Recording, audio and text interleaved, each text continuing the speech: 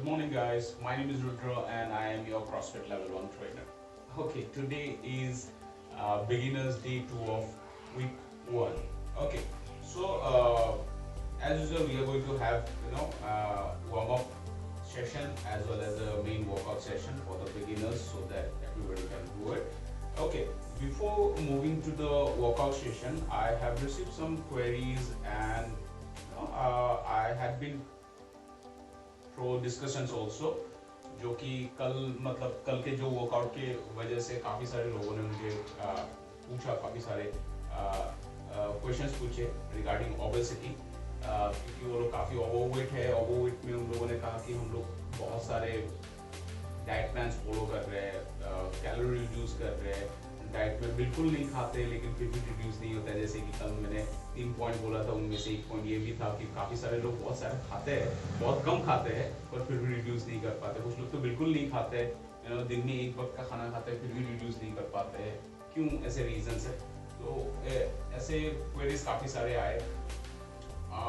Usually ये सारे obvious बात है, हमारे साथ होती रहती है। हम लोग बहुत कुछ ट्राई करते हैं, नेट पे देख के, ऑनलाइन पे देख के, जिम में भी जाते हैं और इतना कुछ करने के बाद भी हम रिड्यूस नहीं कर पाते हैं। और अगर किसी को वेट गेन करना होता है तो वो गेन भी नहीं कर पाते हैं।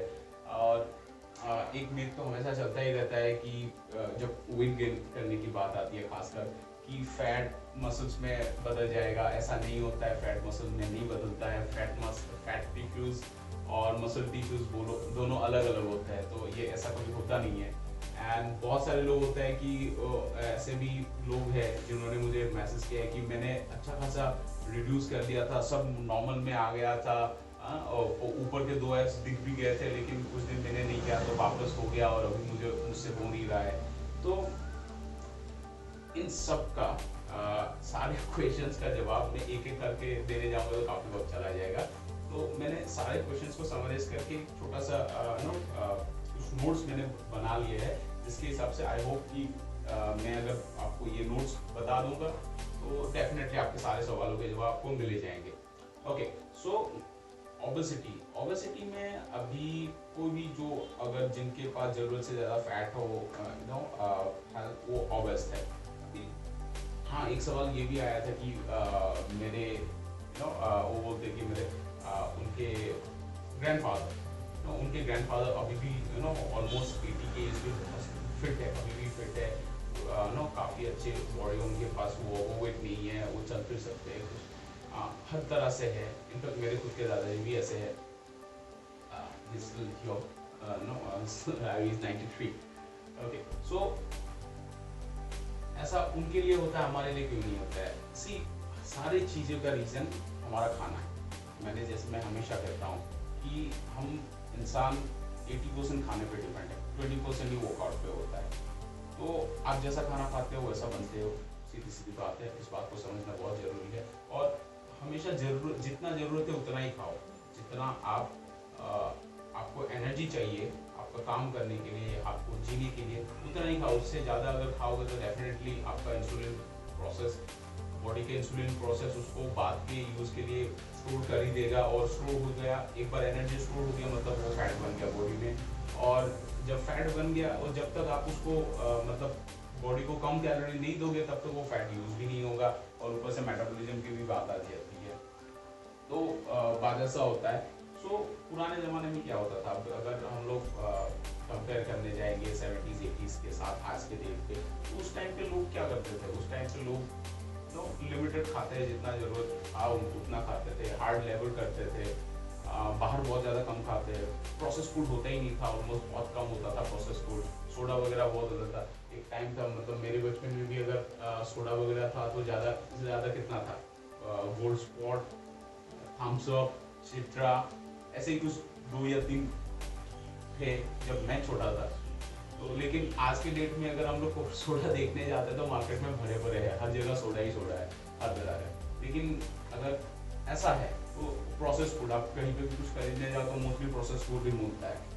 पहले नहीं होता था, पहले होटल्स में भी खाने के लिए बहुत कम जाया था। अगर कोई बाहर, मुझे याद है मैं अगर कहीं सिटी में जाता भी था उस काम से, अगर कुछ करने के लिए बचपन में पेरेंट्स के साथ, तो बाहर हम लोग खाते नहीं थे, घर पे आके खाया जाता था या जाने से पहले खाया जाता था, बेयरली हम लोग कुछ खाते थे। तो ऐसे रीजन है। तो और हार्ड लेबर की बात है, पहले कहीं पे भी जाना होता तो आपको या तो पैदल जाना था या तो साइकिल पे जाना होता, ज़्यादा से ज़्यादा हो गया तो बस पे। अभी तो अपनी गाड़ी है, बाइक है, हर जगह। यहाँ से हम लोग 100 मीटर का डिस्टेंस भी पैदल नहीं जाते, राइट। 100 मीटर की डिस्टेंस पे भी हम लोग बाइक निकालते निकल के चले जाते हैं। खेल कूद होता था, अभी तो सिर्फ मोबाइल में ही घुसे रहते हैं। तो कैसे होगा? एक तो हम लोग खाते जा रहे हैं, ऊपर से हम लोग कुछ करते नहीं है, तो डेफिनेटली ओबेसिटी बढ़ेगा ना। रीज़न वो है, कंफर्ट के नाम पे हमने हमारी हालत पहले से बहुत बदतर कर ली है, फ्रैंकली स्पीकिंग। ओके, अभी यहाँ पे जो मैं पहला पॉइंट बताना चाहूँगा, ओके, सो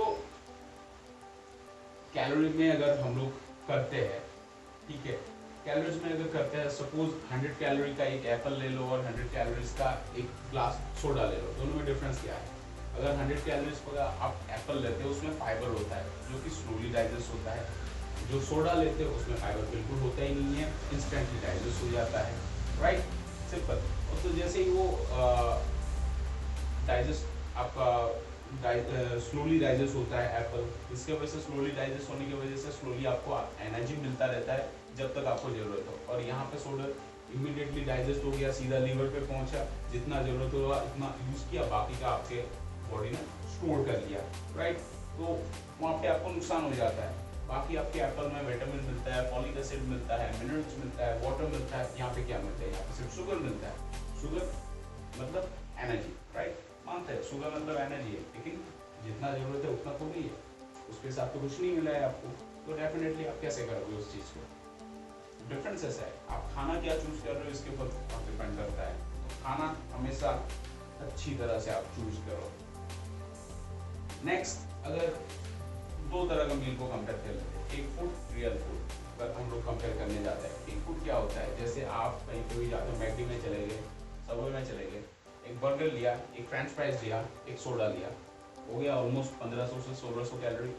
और यहाँ पे अगर आप वही 1600 कैलोरी, 1500 से लेके 1600 कैलोरी का खाना खाने जाओगे तो आपका 3 वक्त का खाना 1 वक्त का स्नैक हो जाएगा, आराम से हो जाएगा। आप सोच के देखो, है कि नहीं? आप अगर उसमें vegetables, no meat and vegetables, nuts and seeds, कुछ फ्रूट्स डाल दिया और थोड़ा सा राइस या रोटी, एक रोटी ले लिया, तो आपका ऑलमोस्ट 3 वक्त का खाना और 1 वक्त का स्नैक 1600 कैलोरी में आ जाएगा। लेकिन वही चीज़ अगर आप मैकडी में चले जाते हो तो एक बार में, एक मील में सब खत्म हो जाता है। उसमें आपको फ़ायदा क्या होता है? कुछ फ़ायदा नहीं होता है। प्रोसेस फूड खा रहे हो, आपको बहुत कम मैक्रोन्यूट्रिएंट्स मिल रहे हैं या माइक्रोन्यूट्रिएंट्स भी मिल रहे हैं। लेकिन जब आप होल फूड खा रहे हो उसमें माइक्रोन्यूट्रिएंट्स भी ज़्यादा मिल रहा है, मैक्रोन्यूट्रिएंट्स भी आपको ज़्यादा मिल रहा है। सो डिफरेंस ये होता है। इसीलिए खाना उसी तरह से वही खाओ जो आपके लिए ज़रूरत है और उतना ही खाओ जितना ज़रूरत है। और आप अगर रिड्यूस करना चाहते हो तो आपको कैलोरी डेफिसिट करना ही होगा, वो भी लिमिट में। ज़रूरत से ज़्यादा कैलोरी डेफिसिट कर दिए तो आपका मेटाबॉलिज्म डाउन हो जाएगा और आपका फैट लॉस प्रोसेस हो जाएगा।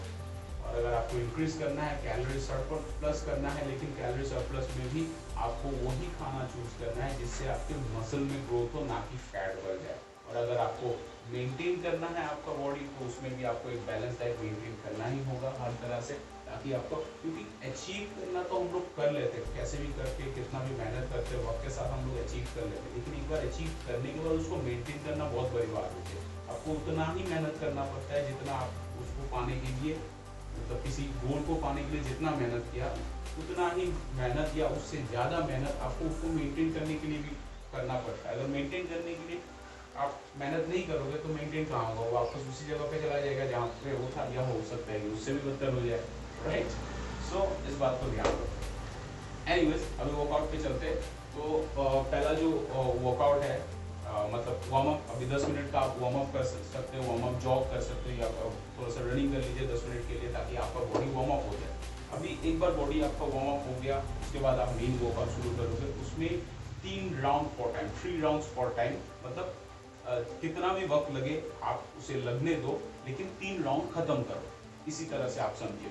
तो आप अगर शुरू कर रहे हो तो 3 राउंड खत्म करो, भले आपको आधा घंटा लगे, 20 मिनट लगे, 1 घंटा लगे, लेकिन खत्म करो, ये बहुत जरूरी है।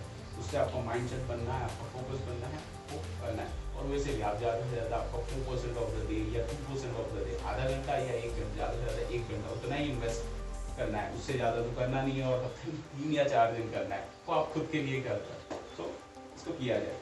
ओके, पहला मूवमेंट है जंपिंग जैक, दूसरा मूवमेंट है आपका स्टेप अप्स, ओके, तीसरा मूवमेंट है पुशअप्स, चौथा मूवमेंट है बेंट नी लेग रेज, और पांचवा मूवमेंट है प्लैंक जैक्स।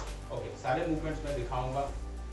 ओके, आप लोग 15 रिपीटेशंस करोगे, स्लोली अपने पेस के साथ शुरू करोगे। ओके, सो 15 जंपिंग जैक्स।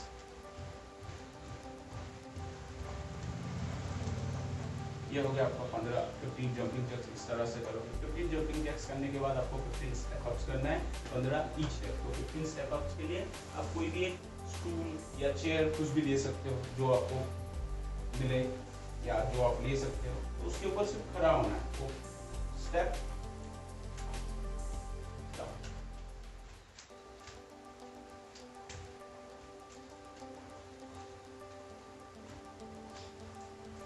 सिंपल। ये आप घर के स्टेयरकेस पे भी कर सकते हो, स्टूल पे भी कर सकते हो। तो आपको 15 each step, total 30 step ups करने हैं। एक बार आपका स्टेप अप खत्म हो गया, आपको पुशअप्स करना है। पुशअप के लिए हम लोग पुशअप पोजीशन पे जाएंगे। जो प्रॉपर पुशअप कर सकते हैं, आपको ध्यान रखना है कि आपके हाथ हमेशा अलाइंड रहे पम्प के साथ, शोल्डर्स। ओके, तो ये पोजीशन में आप जाने के बाद स्लोली एल्बो को अपने बॉडी के पास रखते हुए आपको ग्राउंड पे टच करना है चेस्ट से, और आप डाउन अप। अगर आप ऐसा नहीं कर सकते हो तो कोई बात नहीं, नीज को डाउन कीजिए, स्लोली डाउन अप डाउन। अगर ये इसमें भी दिक्कत हो रहा है कोई बात नहीं, स्लोली जाइए, लेट जाइए, ओके, डाउन।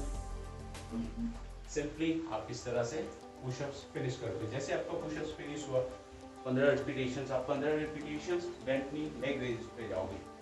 तो आपको ऐसे लेटना है, ओके, नी को आपको इस तरह से रखना है, okay, down up, down up, down up, down up.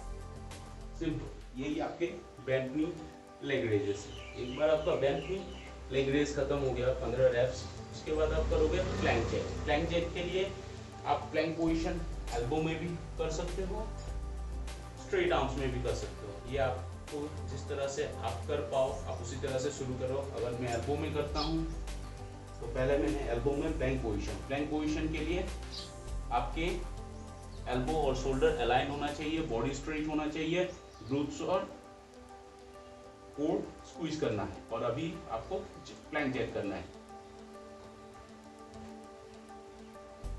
Simple. अगर ये नहीं हो पा रहा है कोई बात नहीं, आप स्ट्रेट आर्म ले लीजिए, again same straight position, plank jack. 15 repetitions आपको करनी है।